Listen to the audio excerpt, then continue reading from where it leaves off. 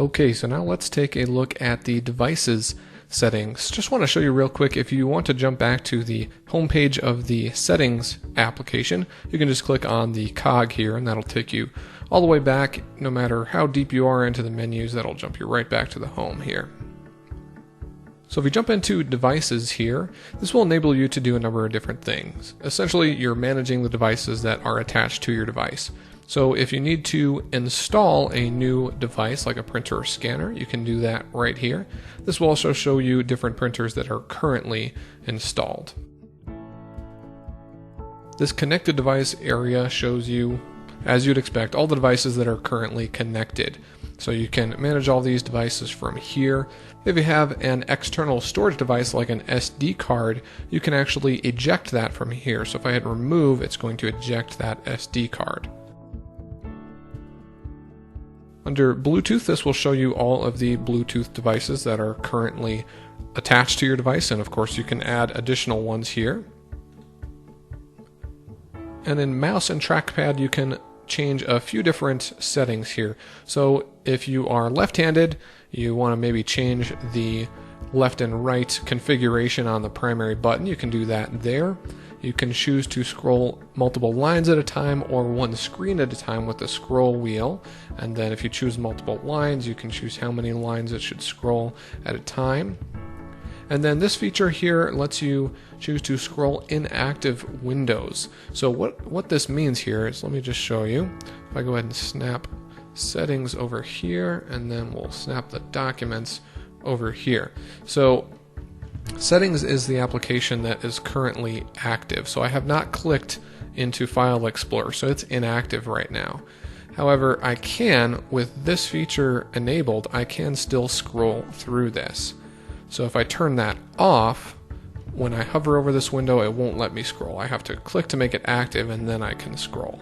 So that's a nice feature to have. Just maybe might save you a click, save you a little bit of frustration, depending on how you use your device.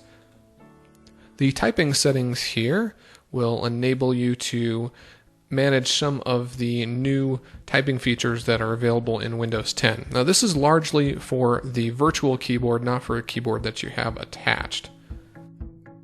So autocorrect misspelled words, if you're someone who has to type a lot of maybe monikers that aren't in the dictionary, you might want to disable that, and then you can have it highlight misspelled words.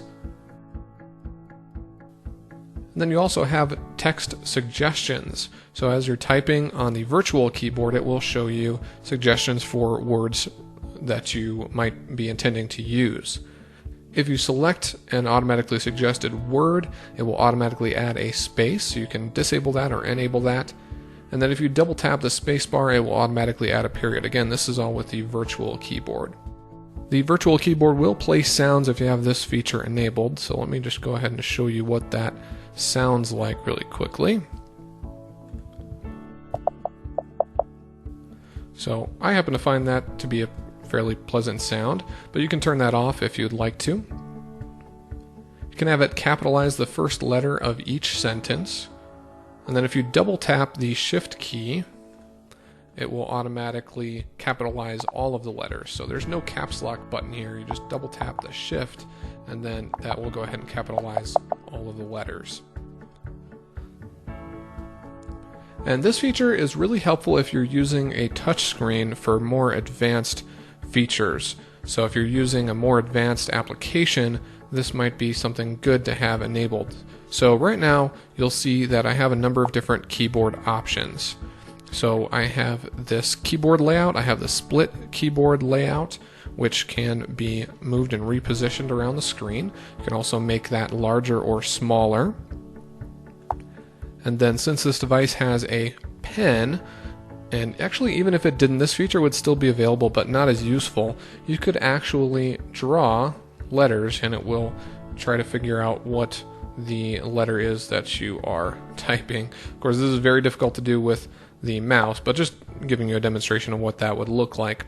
And then lastly over here is the standard keyboard layout. Right now this is disabled, but if I go ahead and enable that here, now I can access that. So really quickly, I'm going to just show you on the standard tablet keyboard a number of buttons are missing. So I don't have a Windows key, I don't have an Alt key, I don't have up or down arrows over here, but if I switch to the standard keyboard layout, I have all of those features that you would normally see on a regular keyboard.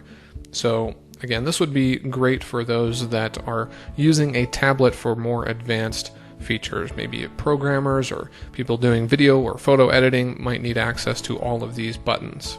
And then turning this feature on will have the keyboard automatically open up. The virtual keyboard will automatically open when you go ahead and enter into a text field if a keyboard is not attached to your device.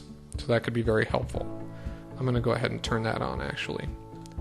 On devices that use a pen, like the Surface 3 or Surface Pro 3, you can choose which hand you write with. I use my left hand to write, so that configures some detection on the device. You can also have it show visual effects on the screen, so there's like a cursor trail basically when you are drawing. And then you can also disable or enable the cursor. So if you don't want the cursor to be visible on the screen, if that distracts you, you can turn that off.